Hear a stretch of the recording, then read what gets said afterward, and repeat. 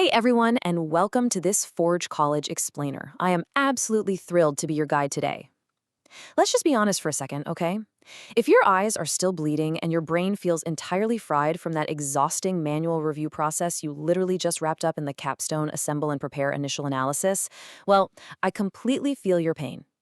Look, hunting down those sneaky access control flaws line by line is a massive badge of honor for sure, but it is deeply, deeply tiring.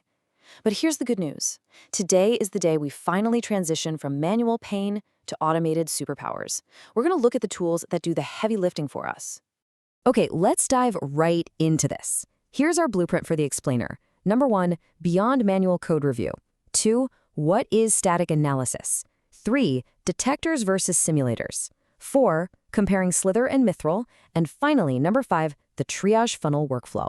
Section 1. Beyond manual code review, why we actually need security automation. So, in your recent access control studies, you learned all about concrete failure modes, right? You hunted down missing checks, you tracked unbounded roles, and you unraveled those nasty authorization gaps. Now, manual review is fantastic for understanding deep architectural logic, but let's face it, human beings get tired. And that's exactly why we need automation. Automated scanning is the logical next step because it systematically and relentlessly searches for the exact patterns that cause those problems in the first place. So, to get us all on the exact same page, let's put on our engineering textbook hats for just a second. What exactly is this magic? Well, static analysis is inspecting smart contract code and compiled artifacts without actually executing transactions, all to identify vulnerability patterns. Notice the absolutely crucial phrase there, without executing transactions. We're literally looking at the code while it's at rest.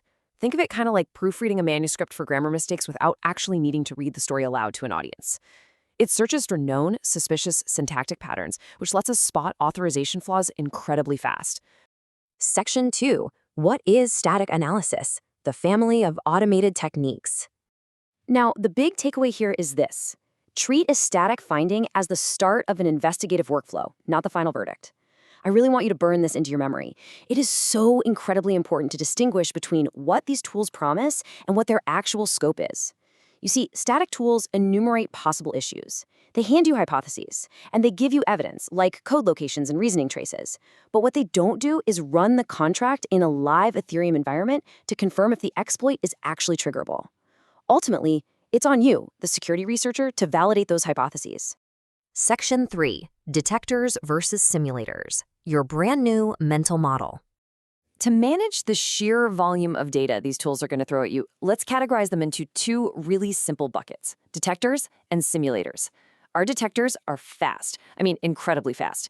They're rule-driven scanners looking for recognized patterns and low-hanging fruit.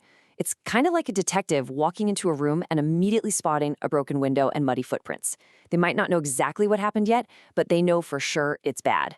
Simulators, on the other hand, are much slower. They are model-based systems that mathematically reason about execution paths to produce actual vulnerability traces. They test every possible variable, almost like a forensic lab running DNA through a massive database to recreate the exact sequence of events. Section 4. Comparing Slither and Mythril, the two heavyweights of smart contract security. Going back to our mental model, Slither is our primary detector. It's that speedy detective. Mythril, on the other hand, is our primary simulator. It's the methodical forensic lab. Now, the fundamental difference between Slither and Mythril is what part of the code they're actually looking at. Slither analyzes the Solidity source code itself and an intermediate representation, or AST/IR. Because it looks straight at the source, it's amazing at finding things developers just forgot to type, like a missing access control modifier.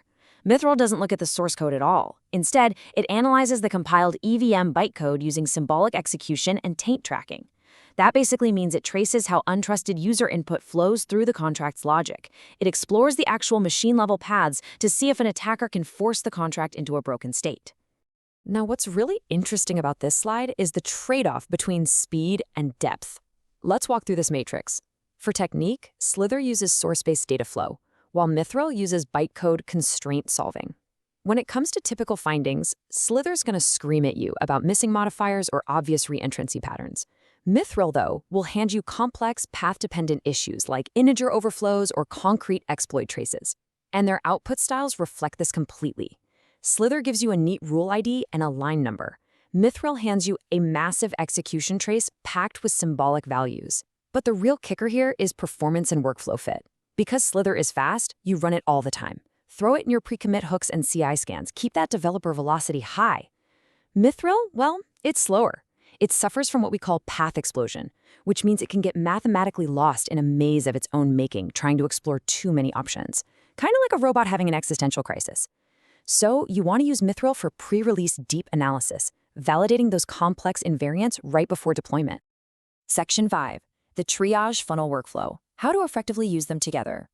So, if one tool is fast but shallow and the other is deep but slow, the answer is simple. We use both, but definitely not randomly. You can't rely on a single silver bullet here. A top-tier Web3 security researcher combines these tools into a highly ordered investigative process.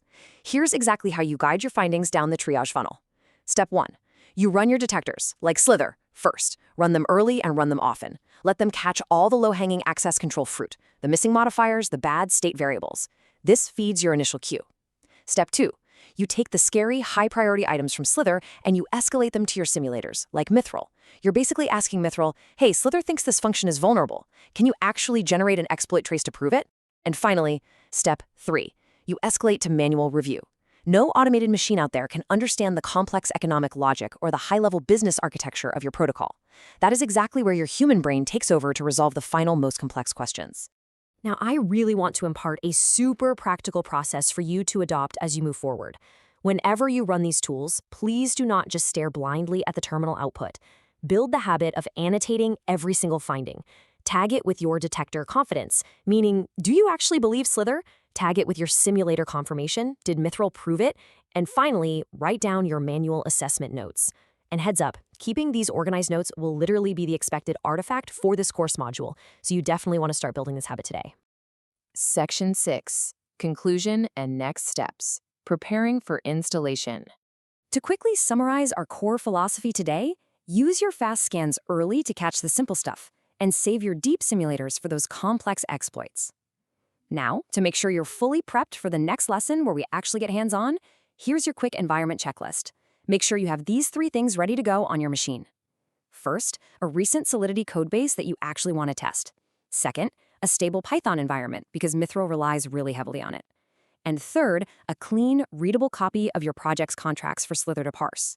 Trust me, getting these ready right now will massively speed up your setup.